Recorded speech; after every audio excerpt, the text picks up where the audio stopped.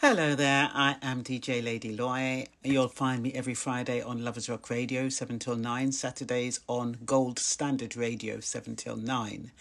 And last night I went to pay my respects to a local person who goes by the name of Selwyn, whose younger brother, Gary Jonnet, died recently. So they were having his nine night in Lucy Club, which is based in Luton. So as I was there with my daughter, I met some school friends, and one of the school friends I hadn't seen for maybe 20, 30 years, just came over from Japan that day, and they were talking about Apollo. And we're like, Apollo, do you mean the one in in Wembley? Oh no, they said. The one in Willesden is reopening. I'm like, nah, how come I've never heard of that? They said, yes, it is reopening.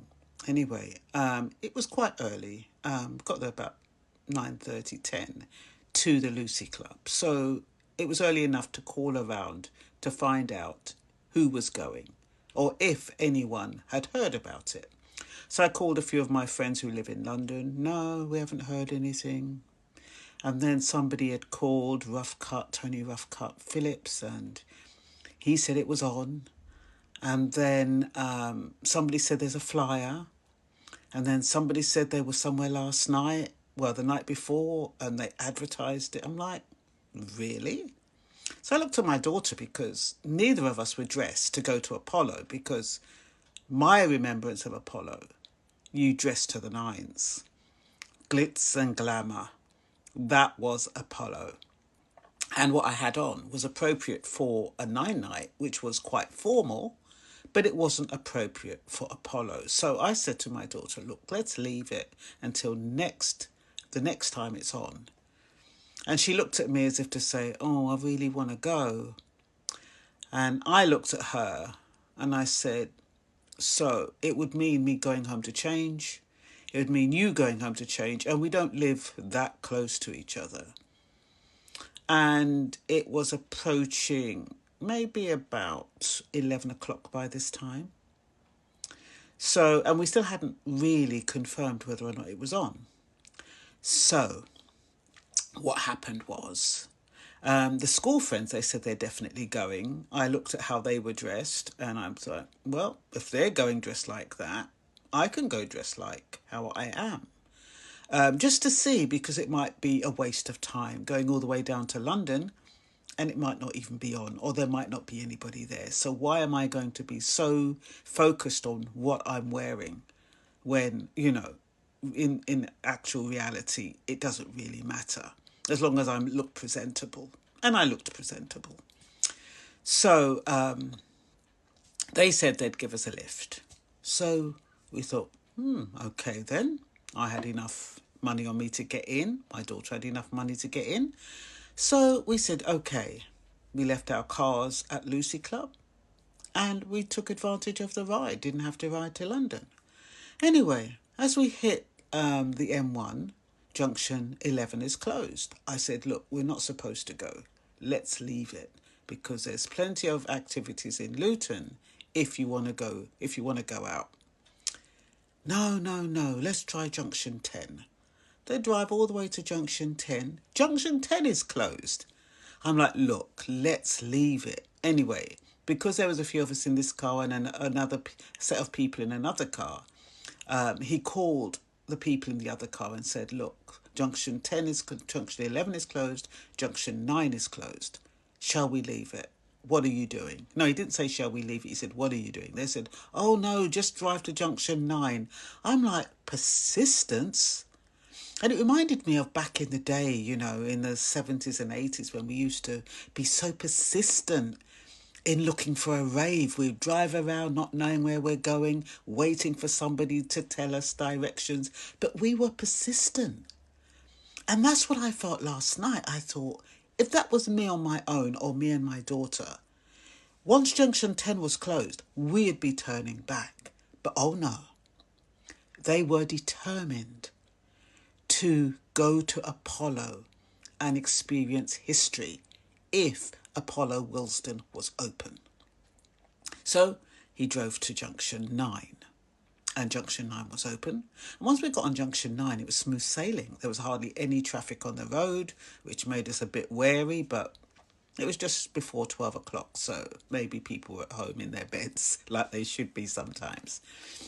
We drove to Apollo. When we drove to Apollo, we saw people queue outside, long queue. I'm just like, what?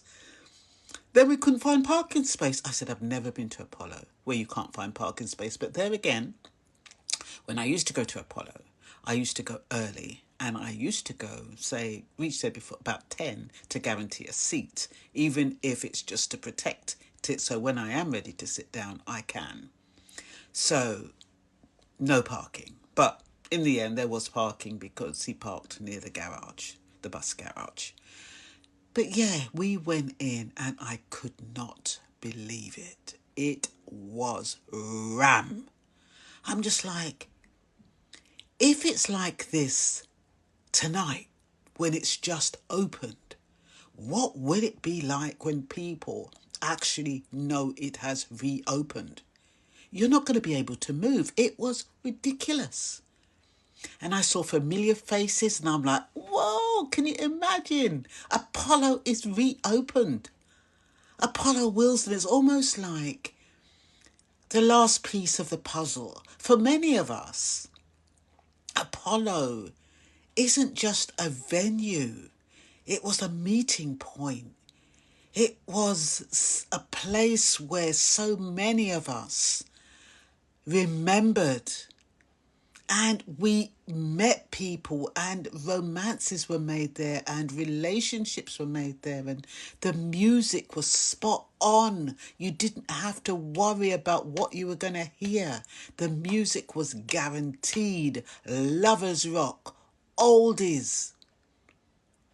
And that was the same vibe, the same DJs, Daddy Ernie, Cabbage Man, Wassy One. And it was a different atmosphere because it was almost like they were talking to you. The DJs, they never used to talk, they just used to play. But it's almost like, I can't believe it. And they were talking about how they said, look, if you reopen Apollo, no one's going to show up. And they were so happy. You could feel the excitement of the DJs. I've never felt so much energy from the DJs on all the years I used to go to Apollo. And what was interesting is that Apollo used to be on two sides. You'd either be on one side or the other side. And there'd be this line in the middle where people could walk through. But there was no line. Everybody was looking at the stage, which was unusual. But they were all looking at the stage, at the DJs. And it was like people were in, whereas before you'd go to Apollo, you just go in, find your little corner, go with your friend them, stick with your friend them.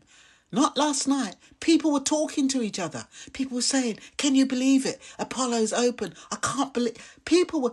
You would talk to people you would not normally talk to. It was absolutely wonderful in one sense. I didn't feel right because I like to create a certain presence when I go out. So I didn't think I was appropriately dressed. So it kind of downed me a little bit.